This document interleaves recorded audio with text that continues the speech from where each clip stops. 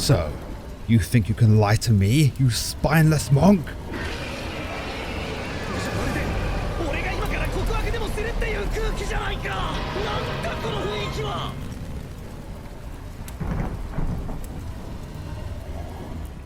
Today's episode is brought to you by Enlisted. Dragons. Can't live with them, can't live without them. Or maybe that's women. Well, in the Japanese folk story of Kiyohime, the daughter of a manor official, they are essentially one in the same. The folktale sees us follow our protagonist Anchin, a humble Buddhist monk, on a pilgrimage to the Kumano shrine in the southern side of the Kii Province. But what appears to be a simple journey turns deadly, for when Kiyohime, the regal daughter of a steward, sets her sights on him, she's not prepared to take no for an answer. Hell hath no fury like a woman scorned, the old adage tells us, and perhaps in this case, it's true.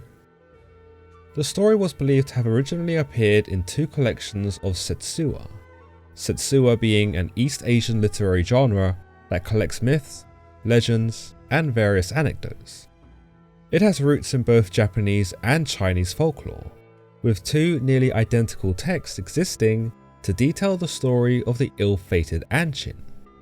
The older Chinese version, which is written in the classical Chinese script known as Kanban, which was used in Japan from the mid-20th century, can be found in the Miraculous Tales of the Lotus Sutra from Japan. Meanwhile, the later translated Japanese version can be found in the Anthology of Tales from the Past, a collection of over 1,000 tales written during the Heian period. Both versions, whilst virtually identical, do possess some differences that can affect how we sympathise with Anchin and Kiyohime. After retelling the story to you in its entirety, we'll aim to dissect these differences whilst analysing the story itself, and determining if Anchin was a bit of a toxic guy, or if Kiyohime was a bit cray. But before we get started, a brief message from the sponsor of today's video, Enlisted. If you're looking for a game with historical authenticity, that also provides dynamic and exciting action, then Enlisted might be for you. Storm the battlefield in truly gigantic maps, where infantry, light vehicles and aviation all clash in one giant cluster of military madness. Take part in reenactments of real-life battles, such as the Battle for Moscow or the invasion of Normandy, and gush over the historical accuracy that the game has to offer, from military equipment, uniforms, and specialised vehicles, all of which were used in the real-life conflict. Whilst playing Enlisted, I really enjoyed the level of detail put into the scenery, as well as the fact that most of it can be blown up. Wooden fences, windows, barrels and vehicles can all be terminated using military ordnance, and so if you're in the mood to blow off some steam, then explosions are the way forward. It is war after all. Enlisted is available on PC, Xbox Series XS and PlayStation 5, as well as PS4 and Xbox One, with cross-platform support. The game is completely free to play too. Just click the link in the description box below and join me in Enlisted, where you'll also receive an exclusive free bonus. And now back to Anchin and Kiyohime. Anchin, a Buddhist priest from Shirakawa in Oshu Province, decided to pay his respects to the Kumano shrine on the south side of Kii Province. It was a journey many of his brothers had made, a seemingly unremarkable journey, with no unexpected surprises, save for the bandits or a stroke of bad luck when it came to the weather. Why, the route to the Kumano shrine was paved by many, and whilst it was a fair distance, it was by no means a cause for particular concern. In fact, Anchin was so prepared for the journey that he had already established lodging for his arrival at the manor of a steward, a friend of the monastery. But what the monk hadn't prepared for was the element that took all men by surprise: love, or at least, in this instance, unrequited love. It was unbeknownst to Anchin upon his arrival at the manor that the steward had a daughter named Kiyohime. Now, Kiyohime wasn't what you might consider a traditional daughter of the manor, No. She was fiery, she was rebellious, she was hot-tempered. The women of the manor approached her with delicate caution, whilst the men of the manor knew better than to try anything funny.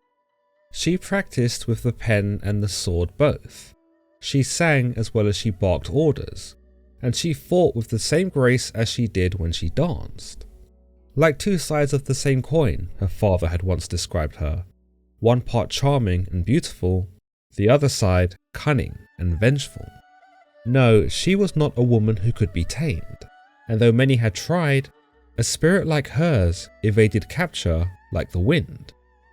So it took her by surprise when her interests were arrested by the unassuming monk when he turned up on her father's doorstep. Indeed, there was nothing visibly special about him, and she could name at least a dozen men whose looks might have suited her better. But there was something about him, a worldly thing, for lack of a better term. It was the way he spoke, elegant, graceful, and poised, like his very words could calm the angriest storm. It was the way he knew things, the gods, the earth, the people, as if he'd read everything there was to read.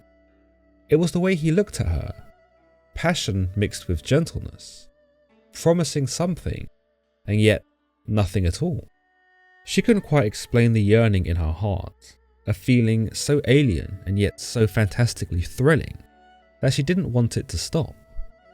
Never had her waking thoughts been consumed by a man such as Anchin, and never had her dreams flourished with such a thing as love. And it wasn't long before the two were lovers, the pair sneaking in and out of her father's manor to spend even the smallest of moments together. It would not do, after all, for a monk to be caught fornicating with the daughter of the very man who had offered him succor. To see them was to see love in its purest form, from the shy glances they gave each other when they were in public, to the deep and fervent kisses they shared when no one was looking. But as is the case with the burning furnace that is love, the fire is seldom eternal. On one night, as the two lovers lay together beneath the moonlight, Anchin had decided he'd had enough. This, after all, was never his plan. He had come here on a pilgrimage to pay his respects to the Kumano shrine, not to find a wife. And what a wife she would have made, all clingy and tenacious and desperate. Why, it was bad enough that the woman was prone to outbursts of passion and monogamy, but the fact that she didn't let him out of her sight was insufferable. Besides, what would the monastery say to hear of him gallivanting and fornicating with this tiresome woman? So Anchin devised a plan that would not only separate him from this dependent leech of a woman, but also return him back to his monastery without any incident. He would lie. He told her as delicately as he could that he had to complete his journey. He was going to the Kumano shrine to complete his duties there, but afterwards he would return to her, and they could continue as they were. And though Kiyohime begged him to stay, Anchin was adamant, and she soon realized that this was characteristic of the man she had fallen for. He was strong-willed, he was determined, and though he loved her deeply, he had to put his duties first. In a way, it almost made her love him more. If she only knew his true intentions, she might have considered herself foolish for being so trusting. And when Anchin left the next morning, Kiyohime insisted on seeing him off to the edge of the Hidaka River, where the ferryman was waiting. But Anchin told her firmly that saying goodbye would be too hard, and that it was better for the both of them if he just returned in a few days, so that he might take her in his arms and kiss her plentifully. Of course, Anchin could all but hide the smirk from his face, knowing that his deception would see him free of the woman, and he would never have to suffer her again. Kiyohime actually agreed to let her paramour depart on his own, but the pull of love was far too strong for her to resist. She rushed out of the manor and chased after Anchin, frantically dashing through the village until she came to the edge of the Hidaka River. There in the distance, Anchin in his robes could be seen bobbing down the river on a small boat. "I need a boat," she demanded of the ferryman. It suddenly dawned on her that whilst Anchin might have had his responsibilities, what kind of wife would it make her if she allowed him to face them alone? They were a team now, weren't they? She ought to have done everything she could to ease his journey, and if all she could do was keep him company, then she'd be the best companion he could ever ask for. So what if his monastery shunned him? So what if her father shunned her? Love would find a way, would it not? "Sorry," the ferryman shooed her away. "No boats are going out today." Kiyohime looked around confused. Why not? The ferryman grunted to himself. "That monk paid me to take the rest of the day off. Said some nutty woman kept hounding him and he didn't want her following. Come back tomorrow, eh?" Kiyohime couldn't believe what she'd heard. She stood there, breathless, somewhere between crying and screaming. No, her Anchin wouldn't have said something like that, would he? Her Anchin wouldn't have gone through such measures to be apart from her, would he? Her Anchin wouldn't desert her, would he? She could still see him in the distance, his head getting smaller as he threw it back in laughter. One of the sailors he was with clapped him on the back, and the two continued in their hysterics. Was he laughing at her? He was, wasn't he? He was laughing at how stupid she was, how pathetic she was, how foolishly idiotic she had been this whole damn time. He wasn't going to come back for her. He was going to tell everyone he knew of the dumb, ignorant, gullible manor girl who was so easily deceived. He wasn't going to marry her and bless her with children. He was going to mock her, ridicule her, and use her memory as a whim to amuse himself with. "No," she growled, and with that, she jumped into the water after him. Anchin was truly in good spirits as he let out a sigh of relief. He had escaped the clutches of a zealous woman and was now on his way to finish his pilgrimage. But something made him turn his head back the way he had come, and whether it was to appreciate the view or to see how much distance he'd put between himself and an unwanted marriage, he couldn't quite say. What he saw, though, made his breath catch in his throat. "Hurry!" he shrieked. "Eh? What was that?" The sailor frowned at him. "She's there! She's there!" Anchin was pointing at the shore, where the dark-haired woman soared through the waves. "Would you relax?" The sailor didn't even look. "No one could swim in this river, and even if they could, they won't catch us." "Don't you see?" Anchin was saying, doing little to hide his desperation. "She's swimming right for us." "Good grief," the sailor rolled his eyes. "Get a grip, will ya?" It shouldn't have been possible.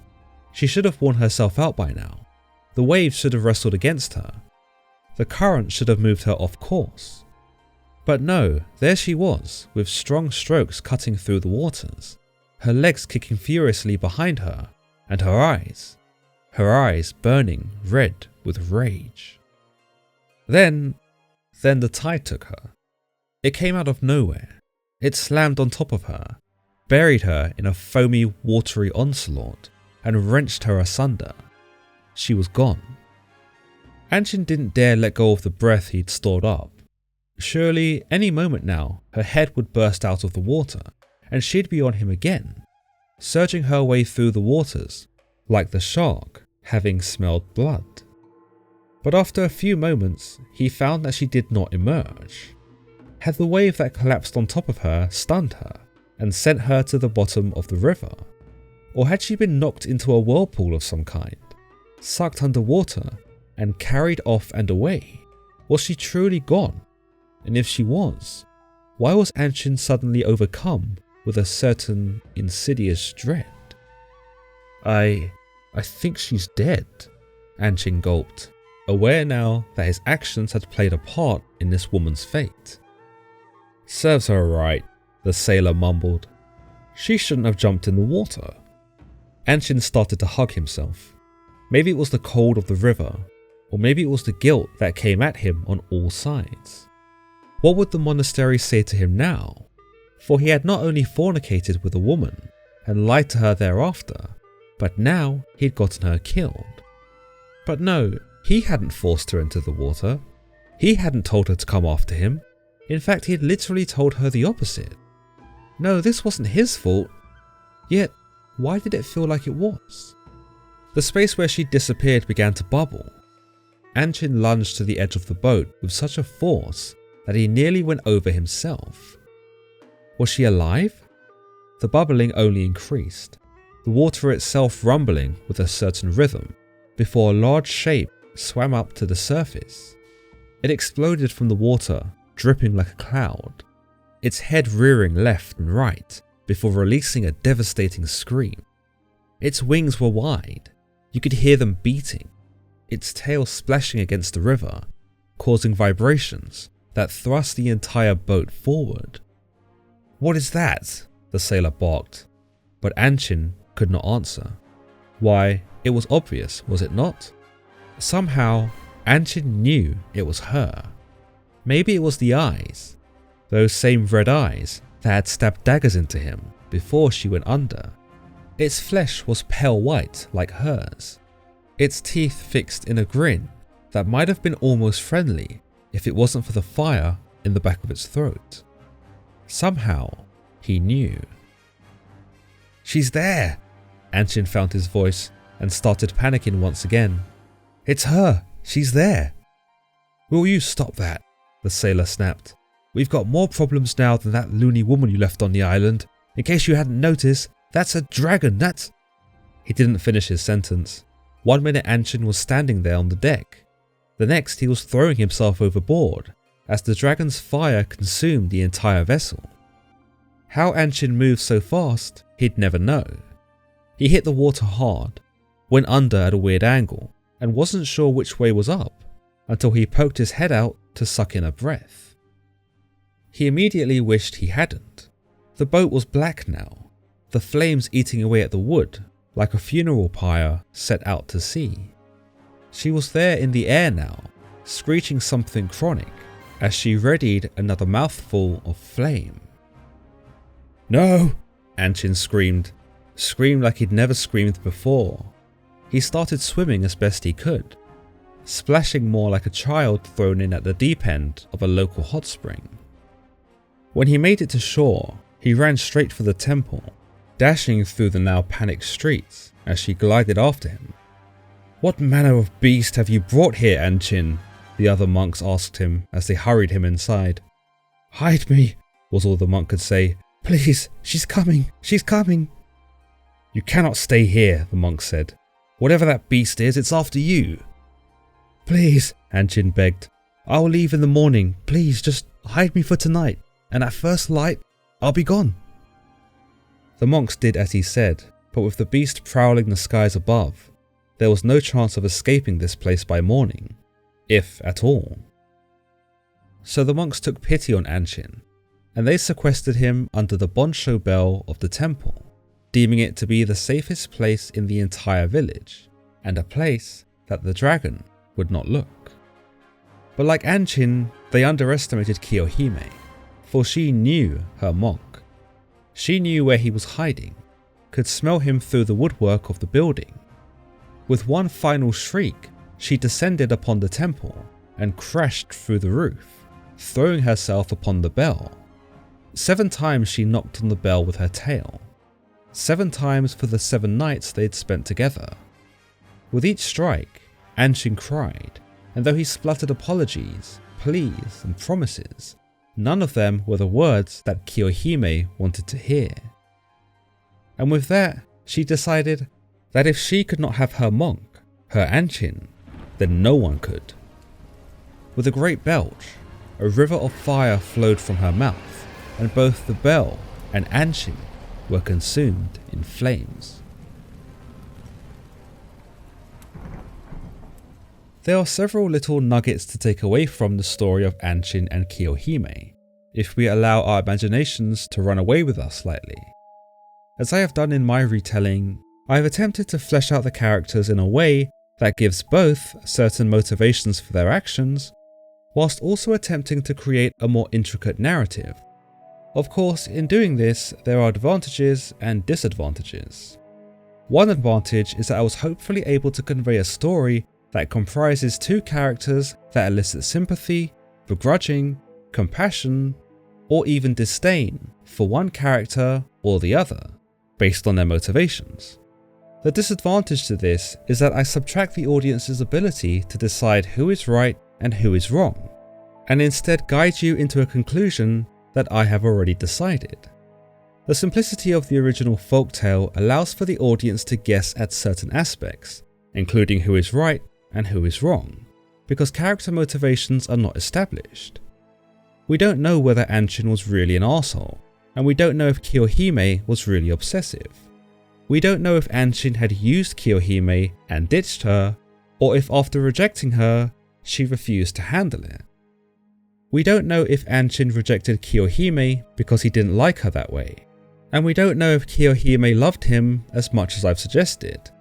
All we know from the original tale is that Anchin rejects Kiyohime after promising he'll return to her, but then pays the ferryman to keep them apart. Oh, and that she turns into a fire-breathing dragon and incinerates him. The original story tells us that the event took place during the time of the Emperor Daigo, which places it sometime between the 9th and 10th century. Here we are introduced to Anchin, a handsome young monk who plans his pilgrimage to Shirakawa to pay respects at the shrine of Kumano. You'll notice that in my version, I did steer away from making Anchin typically handsome, and that what attracts Kiyohime to him is his manner, his knowledge, his gentleness. I hope that this would make his inevitable betrayal of her all the more hurtful, because he was never defined by his appearance, but instead by the virtues of his character, those which, as we see, he ultimately goes against. The original story sees Anchin stop at the manor of Masago no Soji, a local head of the village, who I described as the steward for simplicity's sake. Indeed, it is here where Anchin meets Masago no Soji's daughter, Kiyohime, but the original version leads us to believe that they had been long-term acquaintances. It would seem that the manor was a frequent stop for Anchin, who had made this journey several times before, and that with each time he visits, Kiyohime falls more and more in love with him. I opted to make their acquaintance much more unexpected and hopefully organic, to show that love can sneak up on us and can show up in the most unexpected of places. In my version, Anchin is dedicated to his own mission, and Kiyohime is dedicated to her own roguish way of life. Neither know of each other beforehand, but after meeting, they become integral to each other's lives, whether both are reciprocative of that notion or not. In some versions, you must remember that this story was originally told via word of mouth. Kiyohime is the unassuming loyal daughter, but in other versions it's rebellious and troublesome. It is this latter version that I chose to build upon, for it helped in creating not only a dichotomous relationship between herself and Anchin, but it also made the love affair more tragic, in that the only man who could soften her was the one who would betray her. In one version, Anchin tries to convince the wild Kiyohime to be respectable, and that if she does, he will marry her. This is intended as a joke, but Kiyohime takes it seriously, and when she confronts Anchin about it, he is embarrassed and avoids her by escaping across the river. In another version, meanwhile, Kiyohime propositions Anchin whilst he is sleeping at the house, but because he is a monk, he has no sexual experience, so he lies to her, telling her that the next day he will be more prepared after he has visited the shrine, and his obligations were fulfilled. On the next day though, he heads home, which leads to Kiyohime getting mad and chasing after him. In my retelling, I aim to show the exhilarating rush of love, and to lead the audience into believing that this was an example of love in its earliest, and arguably therefore, its purest form. But as we learn, Anchin is not actually in love with Kiyohime. In fact, he low-key finds her annoying. But instead of being a man about it and breaking up with her, he promises her that he will return after his obligations at the shrine are complete, before leaving her altogether. In my version, who is right and who is wrong is more black and white, but in some of the original tellings, there's an option to align oneself with either Anchin, who you might say is guilty only by miscommunication, or Kiyohime, who you might say is guilty only of misunderstanding.